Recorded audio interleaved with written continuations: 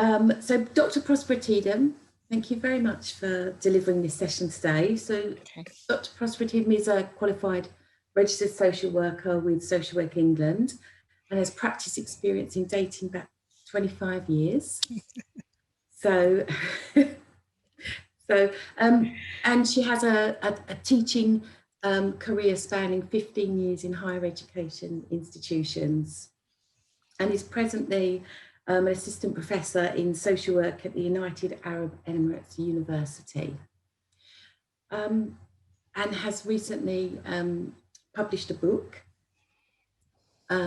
considering anti-racist social work practice, and I'm sure she'll introduce herself more fully, but I'd like to hand over to you now and thank you for delivering today.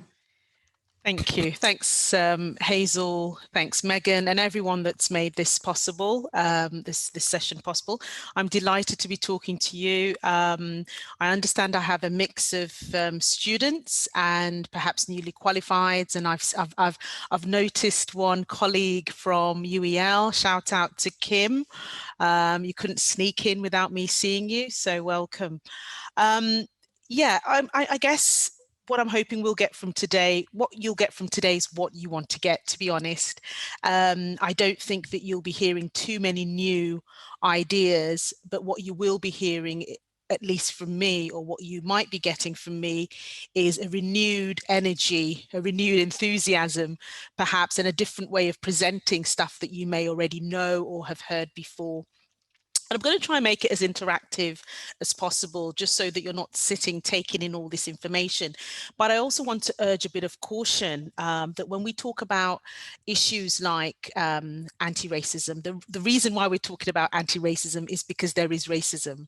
So clearly there would be no need for these topics, and I would be happily retired, early retirement, or sitting somewhere without having to read about, write about, and research these areas. So I'm just always aware that the audience is always a mixed audience of people who perhaps have the lived experience of racism, and others who may be allies to the rest of us who experience direct racism. But not only that, the fact that we are all social workers, or we're all about to qualify, or qualified, indeed qualified as social workers, we need to keep remembering and reminding ourselves of what we're signing up to, what we have signed up to. And if that changes along the line and you feel that the world is not for you and social work is not what you thought it was going to be, because you've got to stand up against racism and stand up against homophobia and stand up against sexism and all the isms, then perhaps this is a good opportunity to reflect on that and decide where else you might need to take that. Although I don't know of any profession in the world that would, would happily recruit somebody with those thoughts. So I think it's a whole, for me, it's about let's learn and let's grow together. And certainly because I cannot speak from where I'm not positioned, I may make some sweeping statements. Usually I qualify them with research, but if I do make those errors, I'm quite open and happy to challenge, and I'm happy for people to kind of point that out. So thank you, Hazel, for the introduction. If I can find where my mouse thing is, yeah. So just a little bit more about me. I think Hazel has actually covered it all. What I would add is that not only am I interested in areas around racism, culturally sensitive practice, anti-discriminatory practice, and so on, but my research is grounded in critical race theory, which according to Donald Trump should be out the window. So that'll be me and my research, and I might just come knocking looking for a different kind of conceptual framework to use going forward. But also to say that one of the roles that I've had recently that I think really fits into the discussion today is that for 7 years I was a child safeguarding advisor to the Home Office, and they had a panel that was called the Family Returns Panel. People might want to swap the word returns for deportation, but it is what it is. It was called the Family Returns Panel. And within that, what I did was I was asked to look at the decision-making processes by the immigration officials about removal of people who had no legal right to be in the UK. Now, once they had children, once those families had children under 18, then I would look at the return plan for the child or the children. So I would be having to comment on things like, well, you're taking this family with 3 girls to this part of Ethiopia where perhaps female genital mutilation is on the increase or is on the rise. You know, I would guard against that. I would advise against that. So it meant that I had to really learn. Of course, I don't know everything. I had to really learn about what safeguarding concerns and what issues of risk were around for particular people going back to different countries. And that's where I began to really take note of what we didn't know in the UK in terms of, well, yes, the family has no right to remain. They come from northern part of, I don't know, Ethiopia. We're sending them back within 3 days. And actually the risks to the child were not considered from that context. So I became really interested within that time at looking at the different ways in which ourselves as social workers contribute to some of those assessments. So in my time, in my 7 years doing this role, we trained social workers in particular local authorities to look at not just the immigration plan for the child and not to stop and say, well, that's the immigration's business. We're in charge of safeguarding here, you know, in England, or actually it was a UK-wide project. So I encouraged social workers. I said, well, it's great that you think that, you know, you can support the child in school and tell the school that the child might, you know, miss the rest of the year because they're going to be returned to, say, Ghana. But what you've not stopped to do is think about the broader assessment of that family. And practitioners would tell me, you know, these are areas that we're not confident in, we don't know about, we don't know where to start, where do you end? You know, we are only asked to talk about risk here in England. And I keep saying, but you're talking about risk to children who are in families who are currently in England, and those risks might increase. Whether or not you agree with the role of us social workers beyond the UK is a different kind of element. But I would argue that looking at our international definition and looking at the role of any child welfare, childcare practitioner, that we should be at least concerned about the risks to children anywhere, and especially if they have worked or lived in our countries.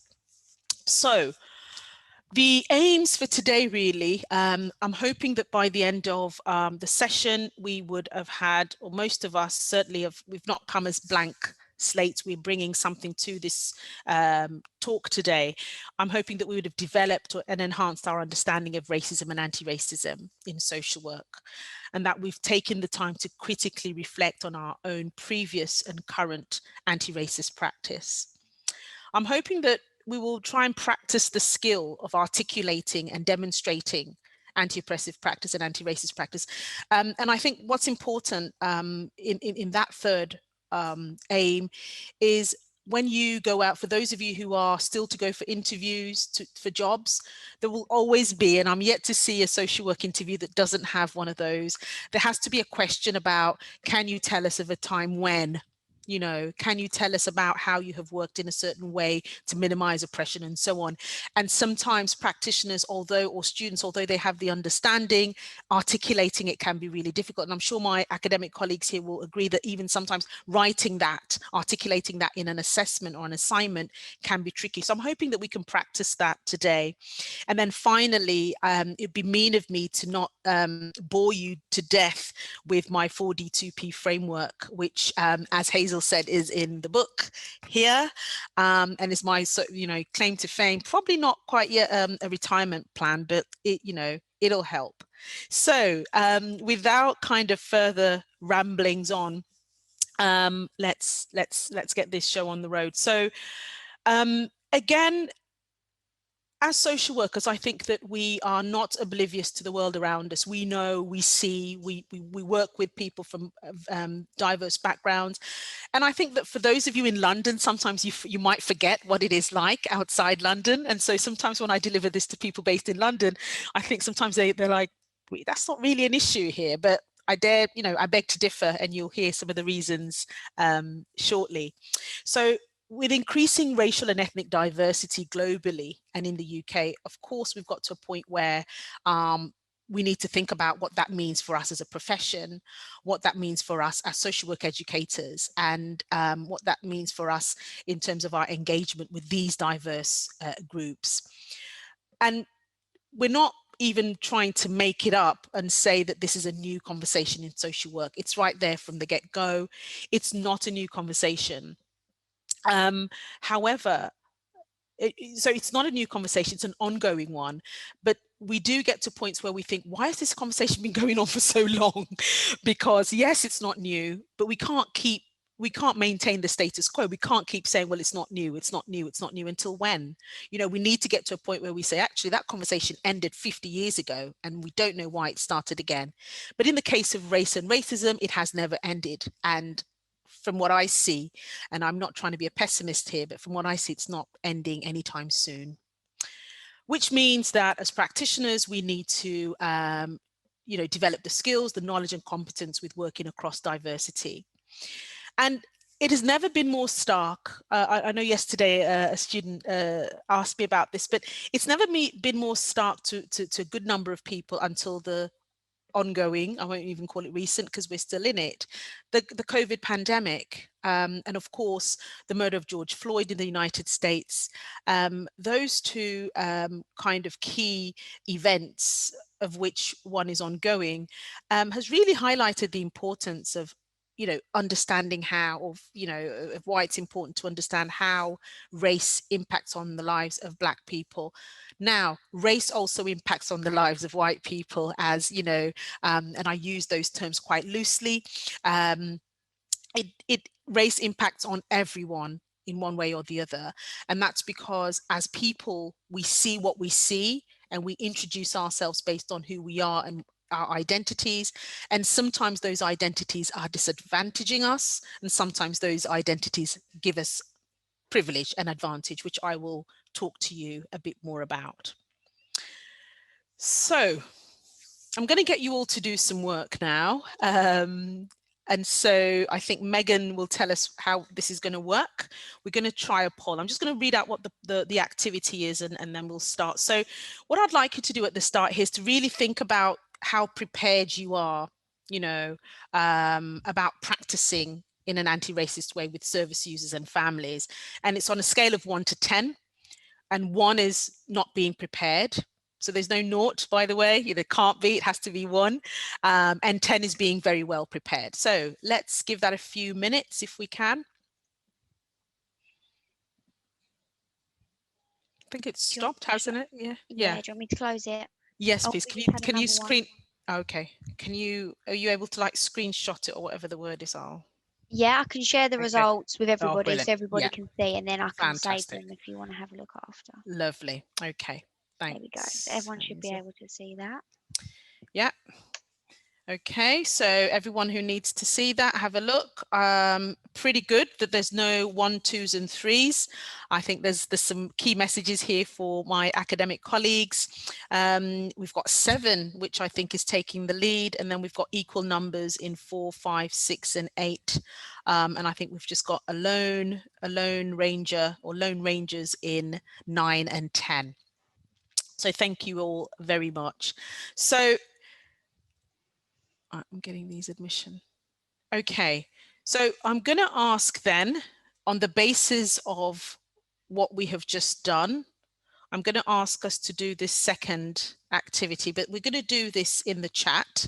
So get your typing fingers ready, and I'd just like you to kind of explain your choice.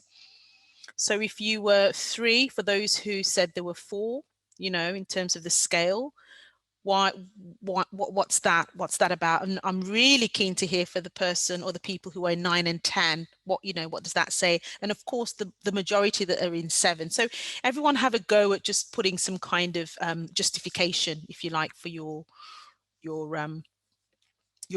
self-evaluation.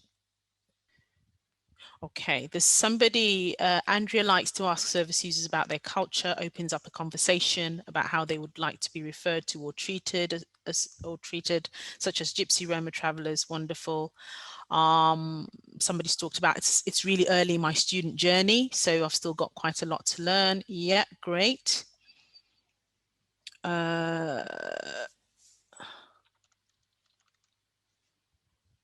gosh, I'm missing a couple of pages. Just starting my course, want to learn a bit more. Rachel says the university covered it. Thinking about it in regards to how I incorporate into teaching. Oh, Kim, for reading Prospera's book. Thanks, Kim. Get the conversation going with service users. Yeah. Being aware of unconscious bias, gave myself an 8 because I feel I have strong self-values of respecting the other. Wonderful. Okay. Lack of 2 is because I don't have very much direct practice working with people from such a wide variety of race. Okay, I mean, we'll leave the chat conversation going so people can continue to add to that. And I will dip in and out of that, and Megan will help me kind of incorporate that into some of the teaching. But I think what I would caution against, and it's just a kind of broad-based comment that I make generally, I would really caution against 10. Okay, I'd caution against 10.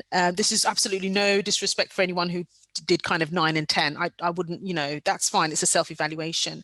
I think that there has to always be this openness to wanting to learn, and also recognizing that as we become newly qualified, then 2 years, then 3 years, you know, right up into kind of senior, we will look back at this exercise and go, gosh, wasn't that a bit, you know, good of me? But it's great for here and now to say that I think I'm at a place now, because I have asked you about looking at yourself now rather than where do you think you'll be in 10 years. And the reason why I caution against that is it feels almost like, you know, nobody admits to being a racist, but there are racists. You know, so it for me, these things really get me to think about, okay, so actually I think I have the tools, I have the skills, I have the background knowledge to be able to implement that, but every service user will evaluate me differently. Every new situation will bring its own set of new ideas, new ways of working. And how really am I working in an anti-oppressive or anti-racist way when my organization says we are no longer giving any money to certain people in particular categories, and they will justify that by saying it's around eligibility criteria, and then you feel, oh, that eligibility criteria really ain't great, but I'm going along. So are we removing ourselves from the systemic nature of racism? Are we removing ourselves from the organizational walls that sometimes sustain some of our practice?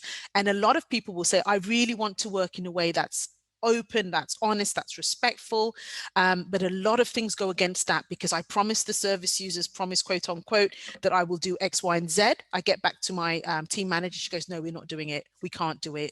They don't meet this criteria, they don't meet that criteria. So a lot of these things which we perceive as outside of our area of control are the things that add to the way in which we can self-evaluate. And of course, I didn't ask you to evaluate your organization, so you're completely right there. For the people who took 7, I would be around that myself on a very personal level. And that is simply because the way I view the world is from a Black African female perspective. Now, ask me to go and assess an all-male household, and I might struggle a little bit, an all-male Black household, and I might struggle a little bit, where my lens is probably not giving me the information immediately. And respect is one thing, is absolutely great, but to actively work in a way that is anti-racist is a way of life. And it's that way of life that we cannot stop on a Monday and suddenly turn on a Tuesday. And it's got to be a daily thing. It's got to be decisive, and it's got to be, you've got to deliberately do it. And so I'm thinking around those ideas for, that would have been, once I've done that, that would have been how I would justify my own. Okay, so let's move on a bit now. And I wanted to be able to talk about oppression and then kind of situate racial oppression within that. And so the definition that I have here around oppression is one that I particularly like. And if you read my work, I use it a lot. And all the ones in red, it doesn't mean that the rest of the writing is not important, but the ones in red are the ones that particularly speak to me as an academic and as a practitioner. And so oppression, really, we think about is around power. but is a social act. And when anything is a social act, it obviously means it involves people. But it's a social act of placing severe restrictions on an individual, group, or institution. And these can be formally or covertly placed on oppressed groups. So when we say formally, just like the example I just gave, when we say formally, there's policy, you know, in an organization, there's eligibility criteria, there's, you know, you've got to meet 1, 2, 3, 4 for access to services. That's the formal oppression because it's there. And what we do as practitioners is go, well, policy 1.23 states that we cannot do this, and sorry, we apply this policy fairly across, you know, across the board. And so it's then down to us as individual practitioners to say, gosh, this is oppressive, but it's a formal oppression where it's written into the rules, it's written into the fabric of the organization, the team, and so on and so forth. And when it's covert, then of course we know that as well, that people build in into processes and protocols, things that exclude certain people. And I like to use the housing department, particularly because the housing department, I really apologize if anyone has relatives or has worked, you know, with the housing department. They are managing a very scarce resource, right? And I don't deny that at all. And in order to manage anything that's scarce, we have to find ways of making people eligible and some ineligible. And that is where the issue is. And sometimes when we look at the people who most need it, then you're asked in certain parts of the country that you should have your ancestral roots in a particular town. Well, if I've just fled the war in Sudan and arrived, I'm not sure that central Birmingham is where my ancestral roots are. And so what are the allowances we make to look at issues like that then don't seem to have, or that then seem to have a particularly negative impact on some groups of people? And of course, anything that is oppressive means that particular people are less able to compete. So yes, so my ancestral roots are in Sudan, not in Birmingham. So really, where am I going to get this housing support from? Okay, so I'm less able to compete with people whose roots are from Birmingham. And there's a whole host of conversations about whether that's appropriate or not. And I started this conversation off by saying, I totally understand the need to have these criteria. Otherwise, you know, most resources, we wouldn't have enough social workers doing the work. Another element to oppression is obviously that particular groups or individuals are devalued in addition to them being deprived of these privileges. So I feel devalued when my my profile, if you like, does not fit with the profile that's needed to get the housing, you know, or to get to that next job, or to be able to get my son or my family member into particular services. And that's something that we need to think about within the context of the work we do. So anti-oppression, clearly, we would like to say, is the opposite of what we've just been talking about. But I think that what's important as well is to remember that the practice of anti-oppressive practice, in terms of what Dominelli is telling us, is that it's actually active practice that seeks to negate or minimize the influence of oppression. And I know that a lot of times social work, particularly social work students on placement, will say, well, I found, you know, this particular intervention really oppressive. You know, we talk about allowing or hearing the voice or the voices of service users, but you know what?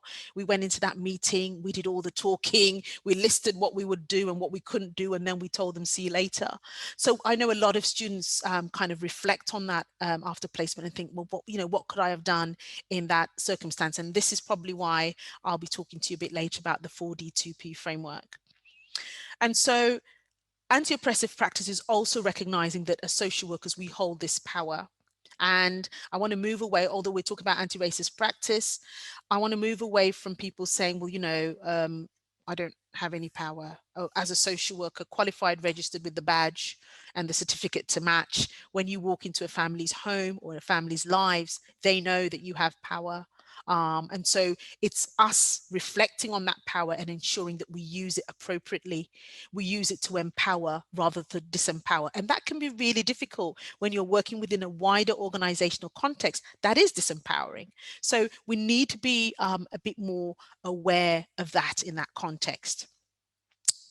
So if we think about oppression, then we then have oppression based on various identities, so sexual oppression, gender oppression, and so on and so forth, and racial oppression. But sorry, bear with me.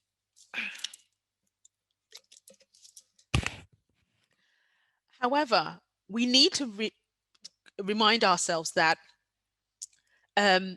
whilst everyone can experience oppression, and oppression is in the different forms that I've just discussed, when we look at racism specifically, I think that there is a lot that we need to think about going forward, and things that I think some of you have suggested that your university covers it really well, but thinking about not just the fact that racism exists, which is, like I said earlier, is a given because we know that, but really what can we do to ensure that the effects and the impact of racism are minimized? Because we're not in this generation, certainly not in my generation. I don't think we're getting rid of it, but we can certainly think about how we can minimize the impact. If we can stop people from being racist, that's the best, you know. But as I say, I don't think you can go into a room and say, right, put your hand up if you're racist, and you'll get anyone putting their hands up. Not in today's world. And if you did, you know, they would probably be clobbered down so quickly that you wouldn't even get an explanation of why. So I think that is it's not cool, it's not sexy to be racist. And so we have what is the point of talking about eradicating it now? We should work towards that, but in terms of our practice, I think it's chipping away, acknowledging, challenging as much as possible. So if we look at this definition from I think it's the United Nations, and we all know what racism is, but just to kind of add to that, it's any distinction, exclusion, restriction, or preference based on race, color, descent, or national or ethnic origin. Now, you can stop right there, and that's enough, you know, that's enough to kind of contend with. And then you have the conversation to follow, which talks about the purpose of this is to nullify or impair the recognition and the enjoyment of rights of, you know, particular people because of race, color, descent, national, ethnic origin. So I come back to, oops, I keep losing where I am. Can people still see my slide? What's happened? Yeah, okay, thanks, Hazel. So I come back to the example I gave of the housing department and, you know, needing to have ancestral links to a particular area. Now, the first glance at that kind of language would say, well, you know what, we can't give houses to everyone. We have to have a criteria, you know, you have to have criteria. The next part of it, we say, well, actually, when I look at this definition, the UN definition in 1965, that talks about a restriction based on nationality and ethnic origin, then we begin to see, oh my goodness, okay, so that's probably not a good enough, you know, what's the word, clause in that whole criteria. So it's something to be looked at, and I'm not suggesting that we go and argue with organizations about their eligibility criteria, but also human beings write those criteria, right? You and I, hopefully in 10 years, 15 years, our relatives, our friends, people we know, write this criteria, and a lot of it is sanctioned and supported by the legal profession. They say, yeah, in law, this is okay. But then the same legal people, if you went to them and said, well, I felt I've been racially profiled and discriminated in the housing, they're the same ones who take your case on, you know. So we have to kind of look at the way in which these definitions speak to us as individual people. And I particularly like this one because I think we have to not look at just what racism is, but what the purpose of it is. The purpose is to exclude. Right? The purpose is to say you are different. The purpose is to say you are not entitled. And that is where these kinds of discussions become important in social work. Now, Dr. Gurdam Singh has put it quite nicely. And he says that, you know, racism, we sometimes think, oh, you know, if you're racist, then you're not well educated, you know, you're from a poor area, you don't really understand. But actually what he's saying is it's not that kind of portrayal, because if you look at most of our institutions, including academic institutions, you will find that these concerns exist. So our universities, our higher education places are some of the places where people with a lot of intellect, you know, are. So what he's saying is not about poorly educated white people. This is about us embracing that this occurs and we need to do something about it. So in terms of racism, of course, we have the covert, the kind of, you know, ones that are not in your face, if you like, and then we have the overt, which is very rare these days, that you don't get too much of that. You occasionally do. I think that there was one this week, actually, if I'm not mistaken, with the columnist, was a columnist who referred in some really horrible language to the new baby of Prince Harry and his partner. And, you know, you don't kind of get more race. That was overt. There was nothing covert about that that news article. And of course, the ongoing conversation about the role of unconscious bias in all of this, which is we all hold these biases that are hidden somewhere in the subconscious, and we never agree to them. We never say that these biases are racist or homophobic until we're given two names, one foreign sounding name and one British sounding name, and asked to pick one to be our team member. And then suddenly we all gravitate towards the name that sounds like our own. And then we're like, and we don't notice it because it just happens within the subconscious. And it's kind of taken me probably, I would say, 19 years to get to the point, or 19 is probably too long, but I'm just thinking about the age of my older son, until I realized that actually just ordinary people wear hoodies. I used to be terribly, terribly anxious about hoodie wearing children, young boys. And my son was 6 foot when he was about 12, you know, always, I never bought him hoodies, but he would always use his pocket money for hoodies. And he was wondering why I constantly, you know, they went to the wash and never came back really. And he was wondering what, now he buys his own hoodie. So I have no space there, but I had to check my own. And I was very good at saying to him, I'm not sure about that friend of yours. And he's like, Mum, you barely know him. I know what it is. It's because he came with, I don't know, a piece of jewelry, or, you know. And so we all have these biases, but we need to be able to acknowledge them first. And then we need to work on how we might either remove or minimize them. Okay, I'm just going to talk about the next slide, and then I'm going to pause for any kind of reflection so far. I'm conscious that we don't have a proper break, but I want to give people the chance to be able to stretch their legs or say something, contribute to that. So as a British, you know, we often, we're very good, aren't we, at saying, you know, doesn't happen here. And we either say it doesn't happen here or it's not as bad, you know, in Britain. And I'm sure that everyone on this in this chat today will agree with me that it is as bad, you know, and so we need to kind of shelve that it's not as bad and say, right, we know it is as bad, what do we need to do?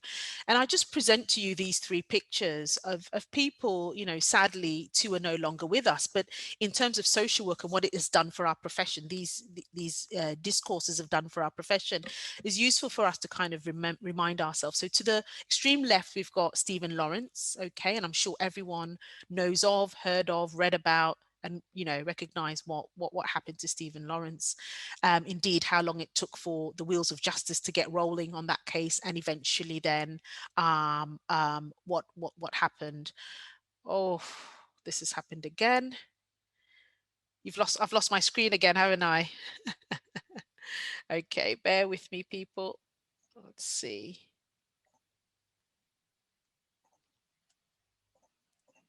Okay, I'll just keep talking while I try and make this work. So we have, no, it's not working. So Stephen Lawrence on the one hand, and then we also have to think about, to the extreme right, we have Victoria Climbié, from current slide. We have Victoria Climbié, who many of you have read about, have been, you know, analysed her life and death in your studies, and have perhaps been applied, some of the new rules and regulations that came as a result of her, you know, her death. And we just need to remind ourselves about the ways in which social work or social workers, what we learned from the death of Victoria Klimbié in terms of the importance of supervision, for example, the importance of, you know, not dismissing ethnic minority views and voices, actually listening to the voices. This voice was a French voice. Now, I can probably understand if you say to me, well, you know, the language that Victoria spoke was so, we didn't have anyone who could, you know, appropriately interpret for her because it's not one of the ones we have qualified interpreters, but it was French, you know, her language was French. And I recall reading that one of the things that certainly Lord Laming said in his inquiry was, you know, not one person, not one professional, not one social worker could adequately describe the day in the life of Victoria at the point of her death. So people had worked with her. We know the story, they'd moved different boroughs, different, you know, health professionals had been involved, childminders, but not one professional could describe a day in her life. And that was down to language difference, but this language was French. So how do we have confidence in a system where that is the issue? And then how do we expect people to respond when it's a language that's not well known, if you like? So French is an international language. So that's another kind of key indicator for me that we need to do something about it. And then finally, I don't know whether people are following the life of this barrister, Alexandra Wilson, who's a dual heritage barrister, and her book In Black and White, I haven't read it, I've read snippets, but I listened to her speak on YouTube. And she talks about, you know, going in as, you know, the barrister for the, you know, and they thought that she was the defendant, you know, and 3 times, I think in one day, they referred to her as that, and were just refusing to hear what else she was trying to say and why she was there. And I guess for social workers of color or Black social workers, that's something to think about in terms of how we present when we go to places. How do we introduce ourselves? How do we want to be introduced? What, you know, how do we correct, amend people's perceptions of who we are when we get through the door? Because clearly the people around her thought she wasn't worthy and therefore proceeded to treat her as such. So we know, and I've been examining a PhD recently where sadly some service users have said some really racist things towards practitioners. And when that's taken back, it's in the context of, well, you know, older people, mental health, or it's that generation. You know, I think we need to really think about some of these things. So I set these 3 cases really to help us understand why this is an important area. And of course, with Stephen Lawrence, the country was kind of divided for a very long time. Those who agreed that it was racially motivated versus those who thought, no, he was just at the wrong place at the wrong time. And of course, not long after, well, long after him, we've recently had another, haven't we, a stabbing, where the issues of race were quickly thrown out even before people had a chance to kind of look at the case more fully. Okay, so I'm going to just pause briefly and just check whether there's anything. I'm scared. Megan's not there. Hazel, is there anything in the chat that I need to see, because I'm just scared to lose the slide? Any comments? Okay. I'm having a look at the chat, but I can't see any new comments. Okay. After the activity that you set. Okay. I mean, in relation to that previous activity, when people were giving explanations, you know, people were just talking about why they might be a 5 out of 10 in terms of they have an academic understanding, but need to develop a practice application. Yeah. Okay. Brilliant. Okay.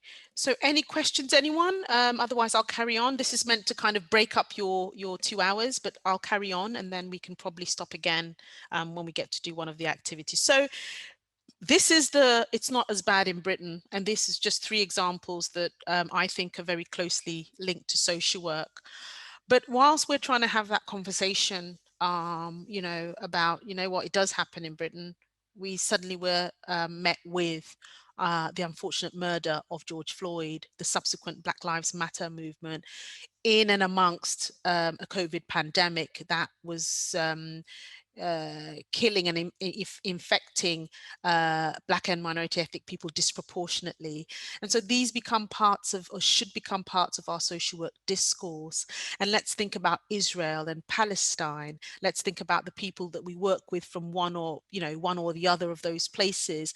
What competence, what confidence are we going in with to work with people like that? What are we hearing of the stories of things in relation to their experiences of service and service provision in the UK? What else can we do? And I think those are really important. And it's for me, all these things in abstract are there, but what do these mean for social work? And this is where I'm hoping that, practitioners, and for those of you qualifying soon, we will think about what these mean. And I'll just share some of my own thoughts. So this has become, synonymous, hasn't it? And I think last week or the week before, we I don't even want to say celebrated, we got to the first anniversary of the death of George Floyd. And whilst it still rings true that, what happened in America then has impacted on us. What it has also done is it has created or enabled people to talk a bit more openly about how they're feeling. Unfortunately, not every local authority, not every university, I believe, has made a statement or has committed a statement about what they feel and think about racism. And so for those of you going out into practice, if you're really concerned and interested and value anti-racist practice, that would be one of my criteria for applying for a job. I'm sorry, I hate to say it, but that would be it. That if the local authority I'm applying to, or I think I want to apply to, do not have a very bold statement of anti-racism, I'm not applying. Yeah, too bad. Maybe my skill's not one that you particularly will miss, but I'm not giving you my time either, because I won't feel protected.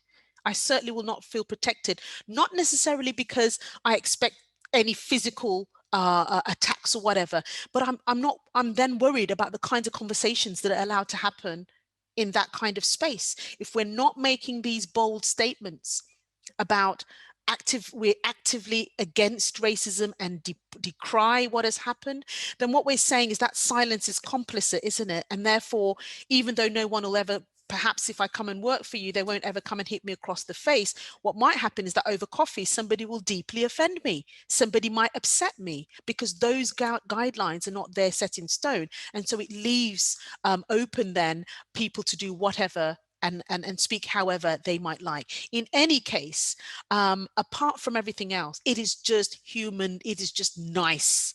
I can't find a better way to kind of express it. And that it'd be good if we could have local authorities put this at the top of their agenda in terms of their websites and the material that goes out when they're recruiting you about a statement like this. So that for me is really important. But guess what? With everything that's going on, there is racial trauma, which a lot of us are not acknowledging. And even when we acknowledge it, we're not calling it that, and we're not restating it. Oh, I experienced some racism, or my friend experienced some racism. But every single day where you wake up to news that have people that look like you, sound like you watch people being murdered, you in America, you can go out for a jog and not come back home. You get interrogated when you drive a certain type of car. Stop and search impacts on particular groups of people. Your sister's experiencing, and sorry, I'm talking here about experiences of Black people. Your sister's experiencing domestic abuse, but when she rings the police, the first thing they say was, "I thought that was okay in your culture." And then she cries and rings you, and then all of that on an ongoing daily basis is no longer isolated incidents of racism. Collectively, what that creates is a racial trauma. And look at the definition by Villeneuve 2020. Racial trauma is the result of an ongoing exposure to racial stresses such as racism, racist bias, discrimination, violence against people of color, and racist abuse in the media, which creates an environment in which a person of color feels unsafe simply because of the color of their skin. And this is widespread amongst all marginalized or stigmatized racial or ethnic groups. So we can already see then the way in which I feel anti-racist practice becomes really important, because then when we look at our peers and we hear every day a colleague experiencing something, either from service users, from peers and what have you, that begins to impact on us as even just observers. And we know this post-traumatic stress disorder, well, there is one now specifically linked to race. And I think it's always been there. It's never been made, people don't use that term, but I'm getting to a place where I'm beginning to use it, because those individual experiences of, or isolated cases of racism are becoming daily. And if there's so many, it's a trend, it's ongoing. And so I need to call it something. So I believe that, we need, as social workers, to work to ensure that the impact of racial trauma is minimized through our work. So again, I'm not talking grandiose things of we can get rid of racism. I'm simply saying when racism does occur, how do we support colleagues and service users from the impact of racial trauma? Which brings us now to the whole discussion of anti-racism. And I said at the start, anti-racism is a way of life. You don't pick it up on a Monday and drop it off on a Tuesday. It is with you 24/7. It must inform your thinking. It must inform your decision making. And sadly, or rightly or wrongly so, it must inform, I believe, the kinds of friendships and collaborations we go into. So the practice of anti-racism then is not just about identifying, it's also about challenging and disrupting behaviors, values, and structures that perpetuate racism. And so when we come to look at the 4D2P framework, I will explain a bit more about how that's done. And of course, we never become anti-racist by undertaking occasional anti-racism training. That is a procedural thing that, organizations will say it's good to do this. So anti-racism is active and it is consistent. And people really do need to know where you stand. And I believe, to be honest, that it's that final point, anti-racism is active and consistent. That is what is preventing certain local authorities from making the statement, because they would rather the one-off, we decry the incident that happened here today, but we're not going to decry the entirety of anti-racism as a system, as an operating system. And so anti-racism becomes, for us as social workers, really important. Now, because it's about the active process of identifying and eliminating racism systems, structures, organizational structures, policies, practices, attitudes, we need to really look at how broad this is. So for the people who in your poll said, I know the theory, I'm not really sure about the practice, this is where it's coming into play. So it is an active process. So you identify it and then you eliminate it by either changing the system or the organizational structure, the policies, the practices. So in terms of that housing policy that I told you about, if you're a social worker that's struggling to get your service users to be recognized by that housing authority, then the next best step is to say, guys, look, I think clause 5 and clause 6, man, they're in the 1920s. We've moved on since then. You know that we've got the current happenings in Israel, Palestine, we've got the Syrian, we've got this, we've got that. And so there will be people who move into our area who don't have those ancestral links. Where should they live? Let's think about this a bit more. And so I think that there's a place for social workers to make some of these, certainly contribute towards these discussions. And of course, we don't want people who are trying to work to disrupt racism. We don't want them to work in a way that is so upsetting and so blaming of particular people that then people switch off. We want meaningful engagement. And this is why I say anti-racist practice has to, although you're actively challenging, you have to do it professionally. And again, we'll look at that shortly.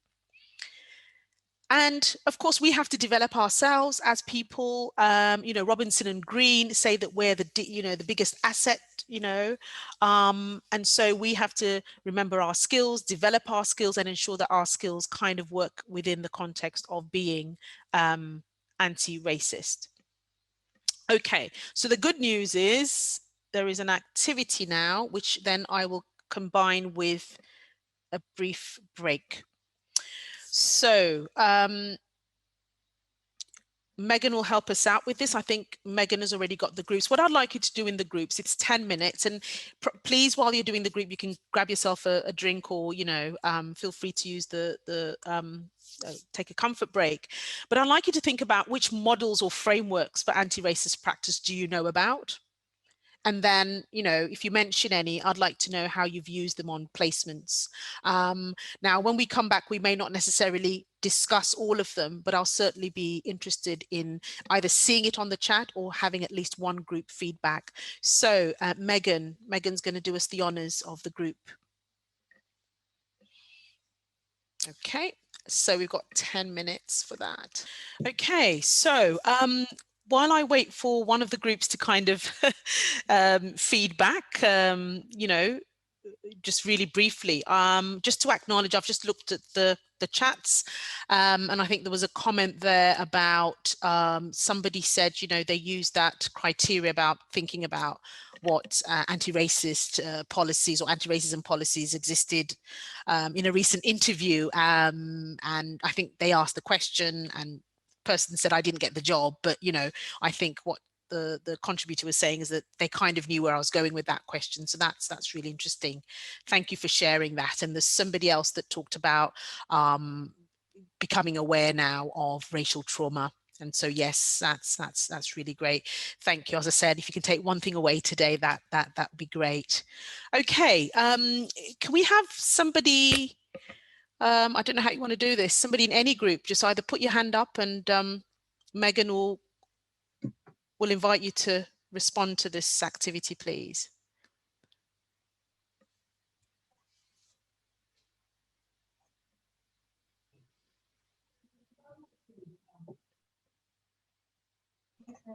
Okay, we've got someone with their hand up. So if you want to come off mute, and then I'm.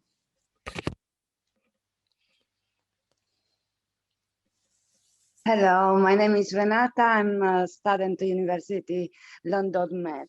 I've made some links with PCF domains, with Neil Thompson, with Mental Capacity Act, with Equality Act, with Black minorities, LGBTQ+, a little bit of everything. Okay, brilliant. Thank you. Very welcome. And how have we used these? How do we use these on placement, or how do we use this in direct work with service users? How do you apply this knowledge? That's a difficult question. You just apply. I think that if you have that knowledge, you will have the courage to apply them. Okay, so that's an interesting thought there about, you know, the knowledge, having that knowledge gives you the confidence to apply it. Okay, great. Okay, well, given that we haven't got, you know, too long, I don't want to take too much time, but we're going to look at one of these. Thank you very much for, oh, there's another hand up. No, Renata's just, yeah, okay. Yeah. Right, Rachel, we'll have your contribution and then we'll just have to carry on, I'm afraid. Yeah, go for it, Rachel. Yeah, with the PCS model, Neil Thompson, when we use like, you know, personal, we try to understand individual as whom they are and understand what do they like doing, and how can we communicate with them. We want to see what can they do for themselves. We're just trying to see them as an individual because they're unique. Mm-hmm. So in the assessment, in individual assessment, we want to treat them as individual, listening to them. So listen and give them chance to express their wishes and feelings and what do they want from this assessment. So that's how we do the personal one. With cultural, we use, if depends on individual, let's, for example, communication issue. So if they have a different language, so we can find interpreter for them because we have that provision within the council. And if they have someone from their family that can interpret for them as well, we involve them in the assessment. So most of the time, we invite interpreter from outside for confidential reasons. So, and then with social, we want to see what can they do for themselves within the communities, what activities can they get involved with, or social, what kind of people they like, which area do they like going. So we just want to put everything in place to make sure that the service they were receiving tailors to their needs. So that's how we use the PCS for me in placement. Yeah. Thank you. Okay, thank you. Thank you very much. And thank you for all those comments. I will move on. I'm hoping that activity was helpful to you. When we come towards the end, we might be able to spare some time to hear a bit more. So I will continue. Thank you very much, Rachel and Renata. Okay, so it wasn't a trick question when I said, you know, which models and frameworks. I think the ones that you talk about are the ones that I have grown up reading and have been citing in my own work. But today I want to introduce you to, so yes, Thompson's PCS and also Social Graces by John Burnham. I use those a lot, but today I want to introduce you to the 4D2P framework.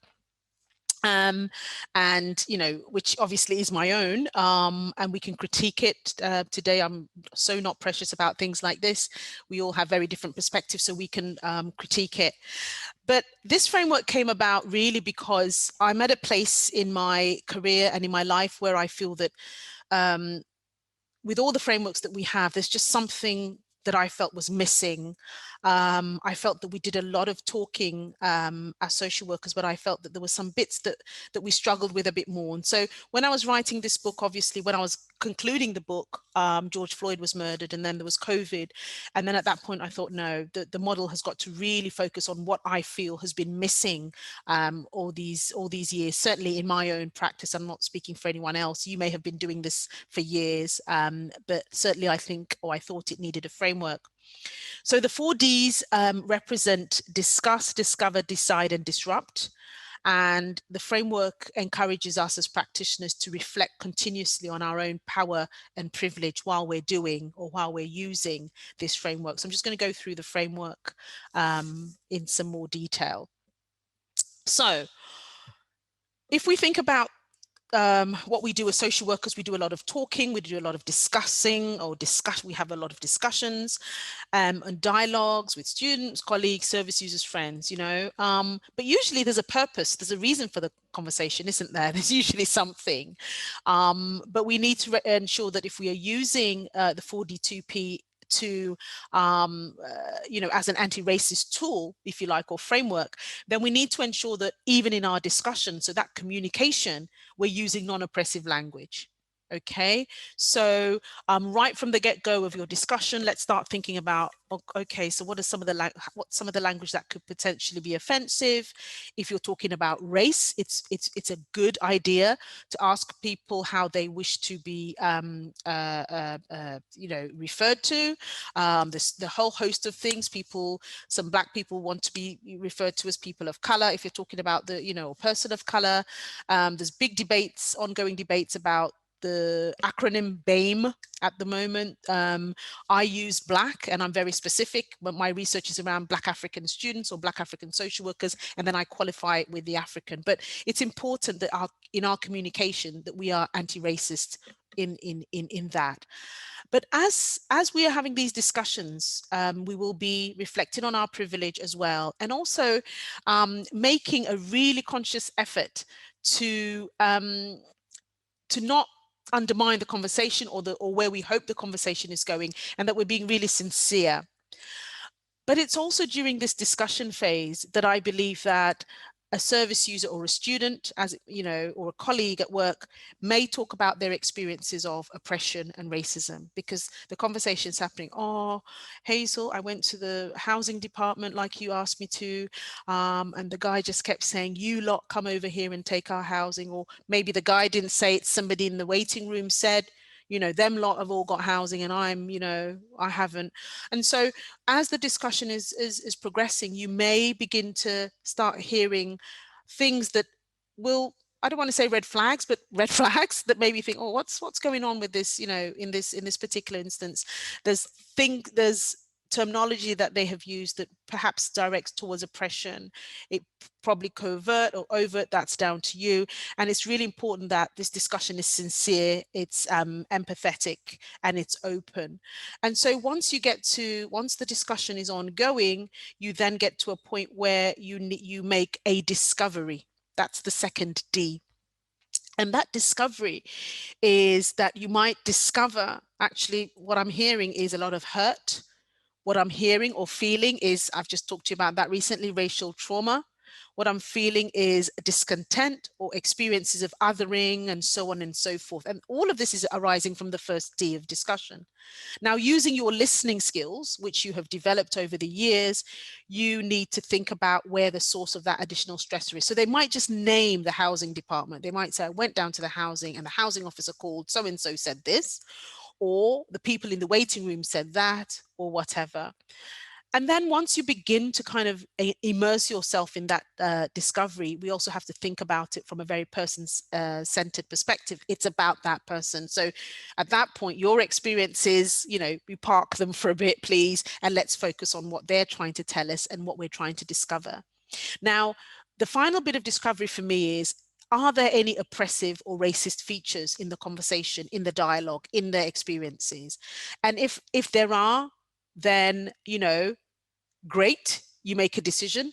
If they're not, you decide, okay, that, you know, I can add that to my assessment, but there's nothing to be concerned about, or there's little to be concerned about at this point. So the decision stage then is what exactly is going on. And of course, we don't make the decisions on our own. We make it in conjunction with our service users. And so the service users then, the service users telling us all this stuff, and we're trying to talk about it. A lot of times the service user might feel, I don't want you to take this on because it disadvantages me. You know, the housing officer might then penalize me and I won't get this, you know. Or if it's a student, I don't want my practice educator to know because they might fail my placement. So I'll just get on with this, you know, these experiences that I'm having. So we know that as social workers anyway, we don't make decisions just off the cuff. That usually, and good practice is that we make decisions that are based on evidence. And that evidence, you know, could be in terms of, well, look at how they spoke to me, or this is what they said, or this is the letter I got, or these are the number of times I rang them and they didn't ring me back. And so there's a decision that needs to be made. If you feel that it's not worth, you know, there's nothing really in there, then great, you can stop at the decision making stage, which, to be honest with you, is where I think a lot of social workers stop.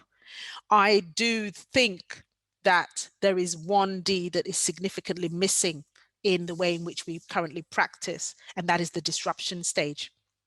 So I offer this fourth D as disrupting this racism, disrupting this sexism that, you know, on behalf of, or on, you know, alongside your service users. Now, the standard definition for disruption is to make something difficult to continue, just make it impossible to continue in a certain way. And that's really okay. However, as social workers, I also argue that over the years, we have actually normalized some pretty racist and oppressive practice. We have come to normalize it. We repeat it all the time. And I think this is where I'm going today. We need to get to a point where we stop, you know, reproducing these discourses. So, for example, and I say here that if we don't disrupt that racism or that homophobia, all we're doing is reproducing it.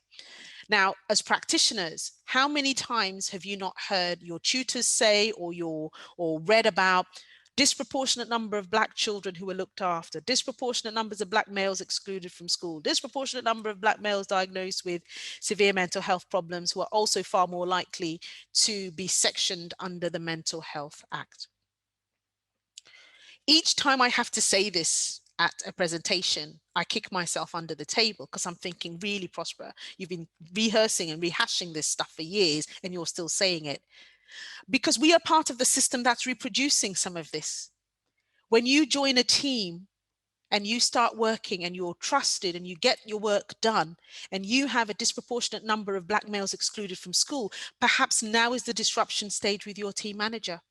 Perhaps now is the way to bring it into a team meeting and say, guys, can we just look at why in the last 3 months, you know, the referrals that we have had around Black children and behavior, or children and behavior, has been heavily weighted in the, you know, on Black males. What is this about? Can we have a conversation? Can we look at the statistics? Can we look at the assessments that are occurring? Somebody once said to me that sometimes as social workers, we need to avoid being the savior. And I didn't know how to take it, so I didn't take it at all, as you know, I just didn't respond to that.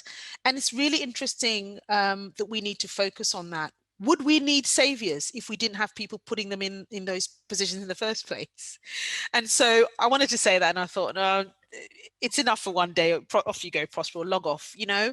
So if we don't disrupt, all we are doing is reproducing. So as social workers wanting to work in anti-racist ways, if we use PCS and all we do is reinforce the status quo and leave practitioner service users so that in the next 3 months we are rehearsing this same conversation, then we're not really doing the disruption bit. And that's why I said I think social workers are very good at the top 3. And then with decision making, I've referred that on to my manager.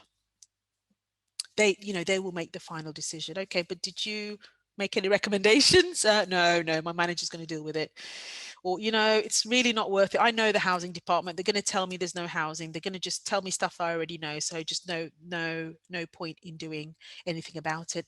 So as practitioners or as people about to qualify, we need to really think about the 4th D, which is disruption. Yes, reproduction of racism occurs daily if we do nothing to stop it or halt it, and it may feel comfortable to let it slide and turn the other way. But when we start disrupting racism specifically, we are also being allies, and we know that allyship is something that is welcome. So I absolutely don't make any apology for disrupting, because I think if you don't disrupt, you will be disrupted anyway. So you just have to pick one, which side are you on, as it were, and work through that. Now, this is not what the diagram looks like in the book, but I didn't want to kind of breach my own copyright, whatever. So this is how I've tried to put it side by side with social work practice to perhaps make it a bit more applicable and relevant for you. So the first D of the framework, in my view, is what we do in practice of building rapport and assessing. So the kind of building a rapport stage, getting to hear the story, getting to hear the narrative, getting to hear the concerns. And then the discovery, which is the second D, is about the result of the assessment. What's the outcome? And then the decision stage is really about your analysis and decision making about what you're going to do with this case or this situation. And I believe that disrupting is about intervening, making better or improving. So I believe that this model really replicates social work practice, of course, in a very broad, or social work process in a kind of a broad system. But I also want people to keep remembering the 2 Ps, which are the power and the privilege. So if your power means that as a social worker, you really can go in and say a thing or two to the housing officer, then please use that power constructively and in favor and to support your service user.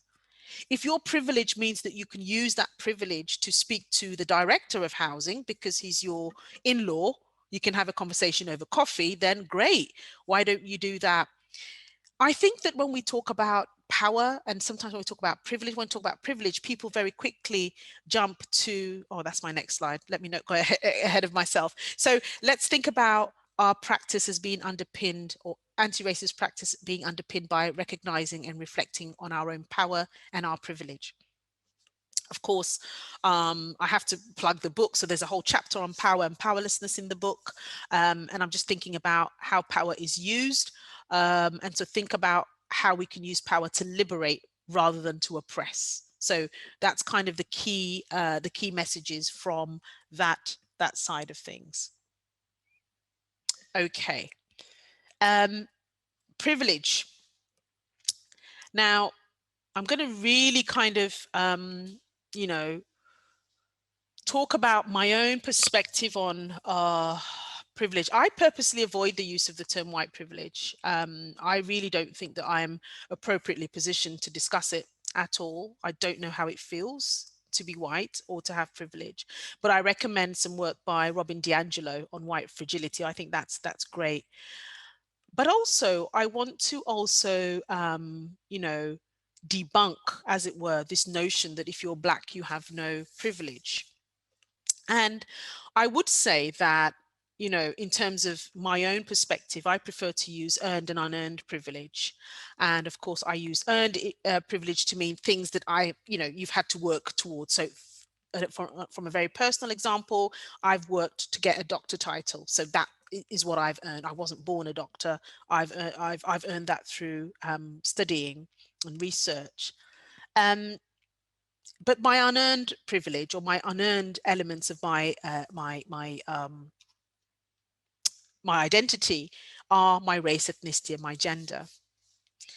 If you believe that the earned privilege of your social work degree is powerful enough to help you do X, Y, and Z for your community, for your family, for service users, then by all means use it. What I ask people to guard against today is guard against the use of the term white privilege as a way of shutting down a conversation. When you start sometimes with white privilege, depending on how the conversation goes, it shuts down conversation. People become defensive, people become upset, and conversations don't happen. I think when we use the term white privilege, we use it to start a conversation in an open and honest way. And the term should be used to generate conversation and hopefully build allyship into that. It should not be used to shut the conversation. So, we don't refer to people, oh, that's your white privilege, full stop. I mean, what does that mean anyway? That really is shutting down the conversation. It's about, well, did you not realize that, when we went into the room, they called you doctor and me miss, when it's the other way around? That's interesting. And, if the colleague that you went with didn't notice that, that's a good opening way. But just to say, oh, it's your white privilege, I don't think that's constructive. I really don't. I really believe that it is a useful term. It's a phrase. Clearly, it's a well-used one. But as social workers, let's use it to generate discourse. Let's use it to generate conversation rather than a way of shutting and closing down really important dialogue. Okay. I'm just going to stop for a minute or so for any feedback, because the next section takes us to looking at what happens when you qualify, because I recognize that we were going to have some NQSWs, and so I'm looking at beyond qualification now. So once you've graduated, you've got the certificate, you're a qualified social worker, how do you embed anti-racist practice going forward, either in your ASYE or beyond that? So that's the conversation that will bring us kind of to the end of the present. Well, I think we've got another activity. So I'm just going to stop for a minute or so to see if anyone's got any comments. Please raise your hand and or look in the, put it in the chat. And if nothing, I will just carry on. Nothing yet? No comments? Okay. So even if you're just starting off on your career, you will get to a point where you graduate and, you have to think about this beyond your qualifying program. And if you're already in NQSW, you'll be thinking about these things. But I just wanted to talk about, embedding it beyond, and I have got a whole section in the book that looks at anti-oppressive practice beyond qualification. Just think about these key dimensions in terms of induction. Building relationships with those who support your practice, your team, clarifying your roles, mobilizing resources that can enhance your effectiveness. Now, in all of these elements, you need to kind of be thinking about power, privilege, oppression, racism, race, in all of these elements of your induction. What kind of induction is it? Who are you introduced to as team members? How are team members introduced to you? What are the roles and responsibilities? What are the resources that are available to you to kind of help you with your practice? But in addition to all of that, what are the strategies for keeping informed? Because you're now embedded in practice, you're really busy. And then I recommend, obviously, is keeping a CPD journal and ensuring that in your CPD journal that you specifically address how you were using that very first couple of, the first poll, you know, on a scale of 1 to 10. In my first month, how comfortable did I feel using anti-oppressive practice, anti-racist practice? 6 months later, in that same journal, you ask yourself the same question, a self-evaluation. So I believe journals are important for that. They measure and they keep you on your toes in terms of what needs to happen. Let's think about social media. Not my area. I know that a number of colleagues write excessively on this. Let's think about what things we tweet and retweet linked to race, you know, that somebody's child is not called whatever because they're Black, and then we retweet that because we haven't read the whole message. You know, and I think that it is important that if we're going to work in ways that are anti-racist, that we immerse ourselves and surround ourselves with positive vibes about race and racism. Therefore, our social media content, what we tweet, what we retweet, things we like on Facebook, what we post about what we're doing at the weekend, should all be geared towards anti-racist practice, because we have a professional registration to maintain. Not just because of that, but because we are anti-racist anyway, or we are trying really hard to work against racism. And of course, all of this is about personal and individual motivation. There are a number of people who have said to me that once they leave university, they really never hear about anti-racist. I did some training in the North a couple of months ago, and a couple of people stayed at lunch to say, since we qualified 2 years ago, we've never had anything like this. It's not great, really. You know, so whether then motivation is waning, is like, well, you know, if my local authority is not prioritizing this area of knowledge, then I'm not going to go find it. But really, you need a personal and individual motivation to seek this kind of knowledge and to seek this kind of information to keep yourself informed. Okay. I'm going to talk through this. I'm conscious that I want to leave at least 10 minutes at the end. So I'm going to talk through this activity, and I'm going to skip it for a bit and then come back if people don't mind. Because no, actually, yeah, I'm just trying to think of how to do this properly. Okay, so many of you will have had interviews or be preparing for interviews where usually there's a question about practice.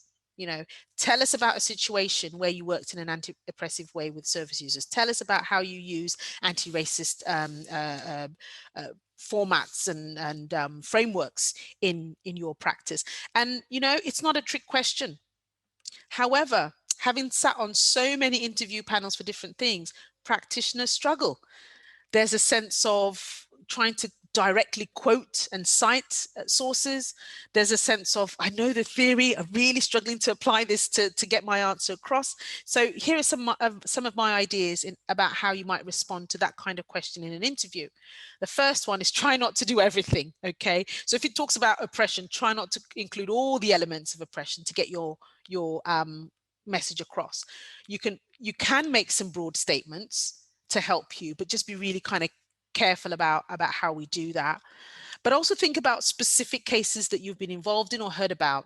And that's why I talk about heard about. You don't have to have been the allocated worker or known about it. You heard about it, but you have a view. You have an opinion and a view, and say, well, I read about this there, or I read this case about a young boy who lived in London who, by the way, and I'll tell about that in a minute, and I think that if that was a situation I was asked to be involved in, this is how I would work with it. So it's okay. You know, I find sometimes people are really struggling and, you know, clutching to straws to make this point in interviews. Also think about what is happening around you. Really important. This disproportionality that I talked about, inequality, discrimination, it's everywhere. So yeah, just grab one of the very many. I hate to say it, but grab one of the many examples and talk about that.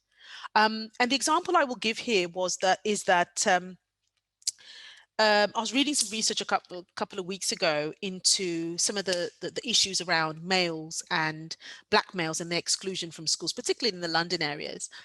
And I'm about to make a sound with my mouth, so just kind of keep your ears glued to this, if I can do it. There's days I can do it better than others. Hang on. So it's this sound. Not sure whether you heard that, but you know, it's either referred to as sucking teeth or kissing teeth. You know, you may have heard it.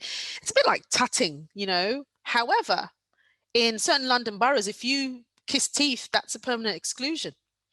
I mean, so if you grew up kissing teeth because that's what, you know, the family does, my son does it better than me, and he's not around. I've got him to kind of, he does it like 10 times a day, not at anybody, but at things. Oh, I missed that phone call. Oh, I should have logged on for my lecture, you know, or there's no petrol in the car, I forgot to tell you, mum, you know, things like that. He tuts at himself like, oh, silly me.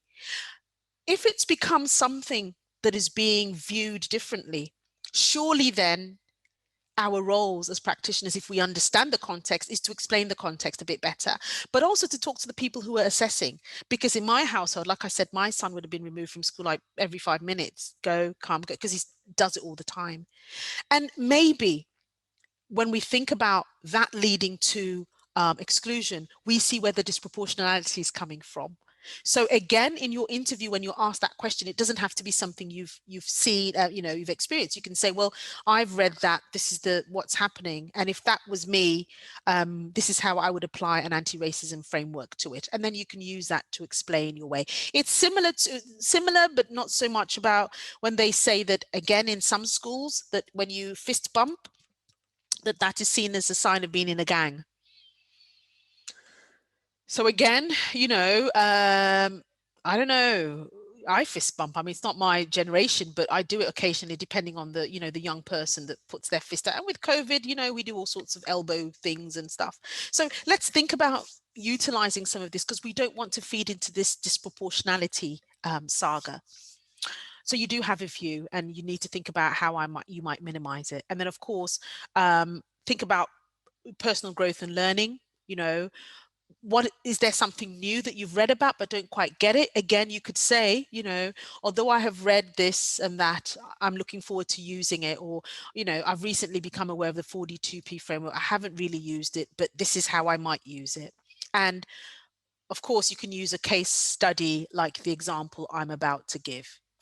Pretty simple, I think. Well, in my view. But anyway, so I'm not trying to suggest anything hard and fast. I'm simply saying that if you're asked the question of how do you do this in practice, these are some ideas. So you give your biographical details that you can see on the left, and that automatically should generate for you some knowledge areas on your right, which then become part of what you would look at. So dual heritage woman, a white British and Black African Nigerian, okay, that, you know, who is, you know, living in a shelter for homeless people, estranged from her family. So again, you start thinking about, I'll be really, you know, wanting to hear about her experiences as a dual heritage woman living in a shelter for homeless people. Now, I'm not going to make the assumption that all African and dual heritage families are really tight, and so what's going on here, I'm really going to explore this estranged from family, so I'm not making assumptions. So I know I'm kind of rushing this bit here, but I'm not sure how many people it will affect, so I don't want to spend too much time talking about it. You will get the slides, but this is important. This is an important strategy to answering that question about how do we apply you know, what we've learned to practice. What is quite sad, I guess, is that even after qualifying or graduating, we're continuing to see some of the unequal experiences. And so once we qualify, if you are of ethnic minority or consider yourself ethnic minority, I think this is important. For academics, for those of you who are on NQSW or ASYE programs, this is important. So in 2020, Samuel said that more ethnic minority social workers were referred to fitness to practice panels, whilst panel membership was 80% white. So this is important for us to know that even though we're graduating, we've got the badge, actually there is another hurdle, which is the fitness to practice. And why are those statistics so different for people of ethnic minority backgrounds? And of course, Carter more recently talked about NQSWs and ASYEs and said, you know, and people with disabilities are experiencing disproportionate progression difficulties. Okay, so again, it just kind of telling us that what we sometimes think is racism is ingrained in one part of the system is where I talk about the systemic. You know, it feels like before you get on a social work course, it's there. Whilst you're a social work student, it's there. When you graduate, it's there. And, you know, there's always this cloud hanging over you about what potentially could happen and could occur. And just kind of to end, oh yes, great. Kind of to end now with the next few slides. And this is for you to take away and have a look at. When you work in a way that is anti-racist, anti-oppressive, you are meeting Social Work England standards. They're here. So, you know, you can look at that. When you work in an anti-racist way, you are also meeting a number of the PCFs. And so again, thinking about how it is, it's not just recognizing it, but also doing something about it and recognizing that, you know, we have to not only identify it, but promote equality. So there's your PCF. And finally, by way of conclusion, we have to not only identify, but we have to name racism.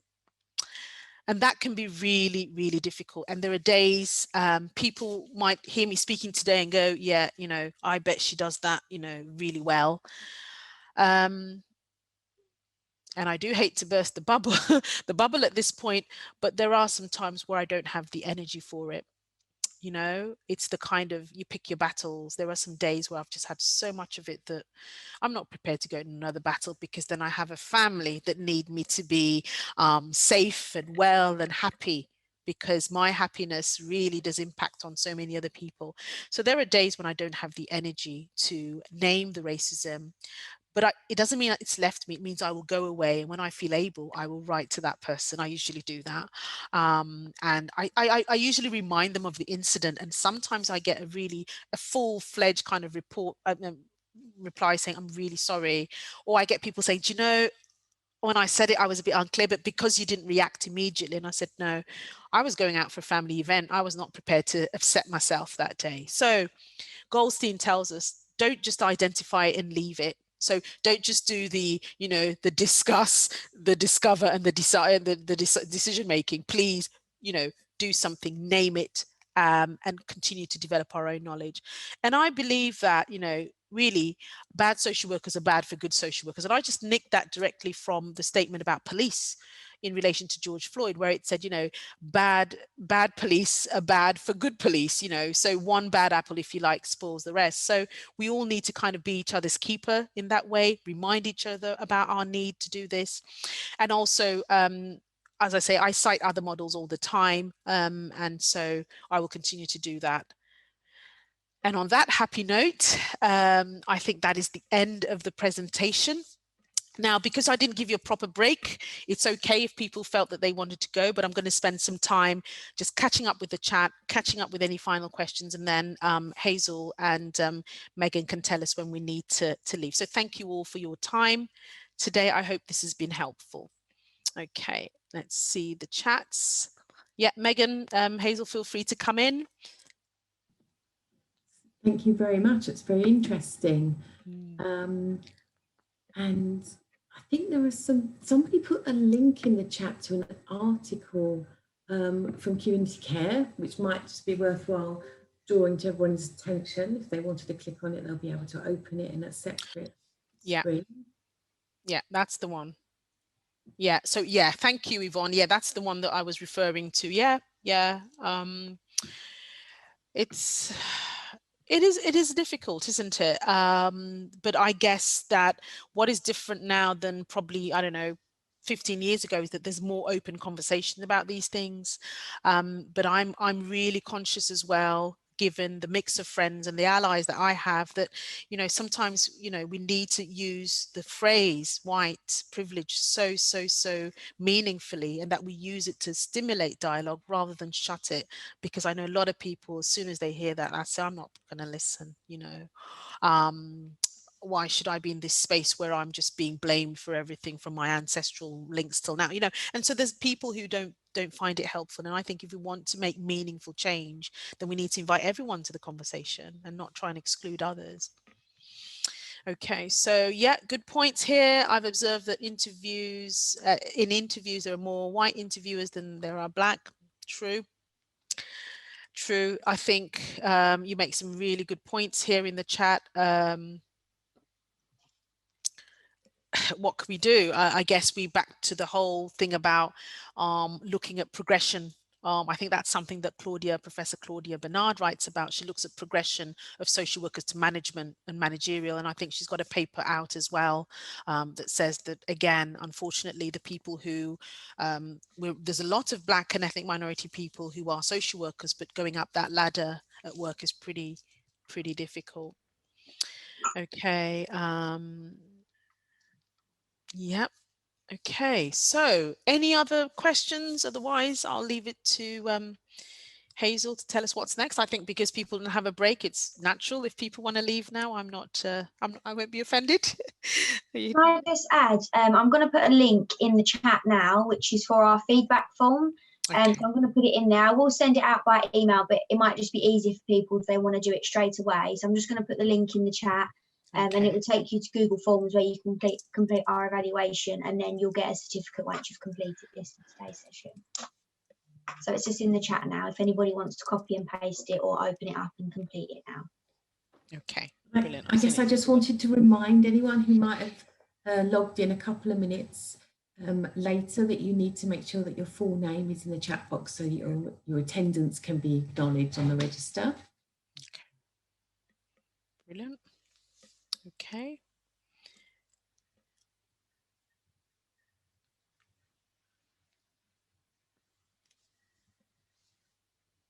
Oh, somebody says it's good to hear that someone has experienced it yourself sometimes needs to remove themselves from, yeah, it can be draining. And you know, that self-care stuff, you've got to do it. I mean, about 2 months ago, maybe I had to give a break quite suddenly. And I think a few people picked it up because I was talking about something so emotive, and some of the examples I was given were just so close. I mean, they were my personal ones, and I just thought, nah, coffee break. So yes, Andrea, it can be draining, but we have to think about that self-care. And we also have to think about if we can remove ourselves from these things sometimes. What about some of our service users? You know, so there's some of our service users who every time a social worker walks through the door, you know, they get a bit of racism somehow, whether it's through policy, covert or overt. So some of our service users have no choice, if I can say that, or have little choice about that, whereas we can remove ourselves and say, no, not for me today. I'm not challenging that. Yeah. Okay. No hands up I can see. So let's just see whether I've got to the end of the messages. Yeah. Thanks, Kim, for the promotion of my book. Yes, the book is available. Okay, brilliant. Okay. Okay, so thank you, everyone. It's been okay. Hazel, do you need me to stay on for anything? No? No, I don't think so. No? As far as I'm aware, not. Just like to thank you very much. So I think it's really lots of information and ideas for people to take forwards, and also because I think there is often a gap between academic understanding and practice application. Yeah. And I can see very much how the model helps people find tangible ways of moving forward with their understandings. Yeah, good. And so that is incredibly useful. So thank you for There's that. just another question in the chat. Someone's asking what the title of your book is. Oh, okay. Kim has responded. I just answered. Oh. Thanks, Kim. You're welcome. Thanks, Kim. Yeah, anti-oppressive social work practice. Thank you. Okay. All right. Thank you very much again, Hazel and Megan, for arranging this. And I think we've got another group next week, and that's that. But you know, wishing you all well in your studies and your practice. And I hope that we can, as Hazel says, we hope that you can take some of these ideas forward. Okay.